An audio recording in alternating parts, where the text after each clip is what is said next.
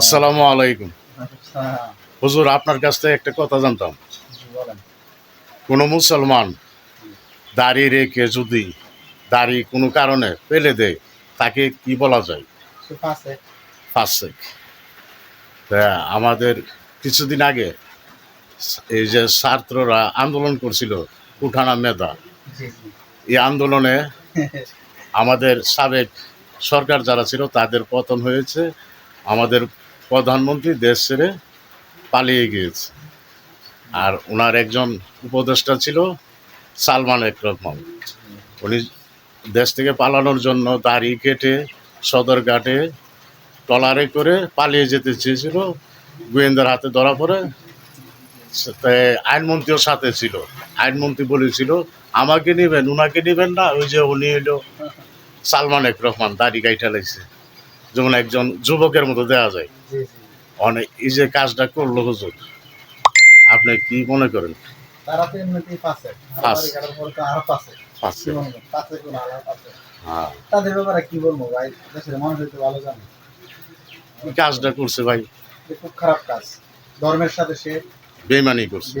এক হইলো সে আল্লাহ, মানুষ ভুল করে, প্রথম মানুষ প্রথম ভুল করতে পারে। তারা ভুল করছে, হয়তো মানুষের উপর জুলুম করছে। তারা জনগণের কাছে ক্ষমা চাইতে পারতো এবং আল্লাহর কাছে ক্ষমা চাইলে হয়তো বা ক্ষমা দিতে পারতেন। আল্লাহ তো গফুরুর রহিম, আল্লাহ তো ক্ষমাশীল। দাড়ি কাটার কি প্রয়োজন ছিল? বয়োবৃদ্ধা যে আল্লাহ রাসূল সাল্লাল্লাহু আলাইহি ওয়াসাল্লাম বলেন, বুখারী শরীফের হাদিস, যখন মানুষের একটা দাড়ি পাকে বা একটা চুল পাকে, তার একটা নূর হয়, একটা নূর হয়। দাড়ি, সাদা দাড়ি ওলা মানুষ যখন আল্লাহর কাছে দোয়া করে, আল্লাহ লজ্জা পায়। বুখারীর বর্ণনা এগুলা। এখন এই যে এদেরকে আল্লাহ পাক এত সম্মান দিয়েছেন, আর তারা দুনিয়ার ভয়ে, আল্লাহর ভয় না, দুনিয়ার ভয়ে এই সম্মানটাকে তারা ধূলিসাৎ করে দিচ্ছে। তারা কিভাবে দাড়ি কাটলো, আল্লাহ আল্লাহ পাক ধরাই দিয়েছেন। মূলত হুজুর, ওনার দাড়িও সাদা ছিল, একবারে সাফ দাড়ি হুজুর। এই কাজটা করতো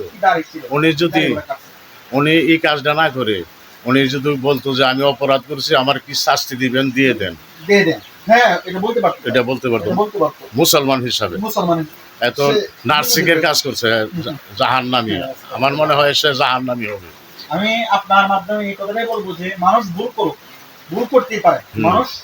আমাদের আদম আলাইহিস সালাতু ওয়াস সালাম, আমাদের যে আদি পিতা, উনি প্রথম মানুষ, প্রথম ভুল করছেন।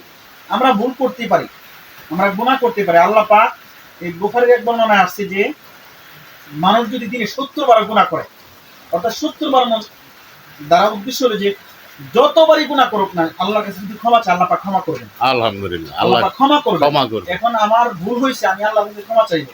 যার সাথে আমি ভুল করলাম তার কাছে ক্ষমা চাইবো। আমরা তার কাছ থেকে শিক্ষাটা নেব যে আল্লাহ রাসূল সাল্লাল্লাহু আলাইহি ওয়াসাল্লামের যে সুন্নাত, আমি শত বিপদের মধ্যে আমি আল্লাহ এবং তার রাসূলকে ভুলবো না। রাসূলের সুন্নাত পালনি ওনার মোটেও ঠিক হয় না। আল্লাহ পাক আমাদের বুঝদান করুন। আমি কথাটাই মানুষকে বলবো। আমিন। আসসালামু আলাইকুম।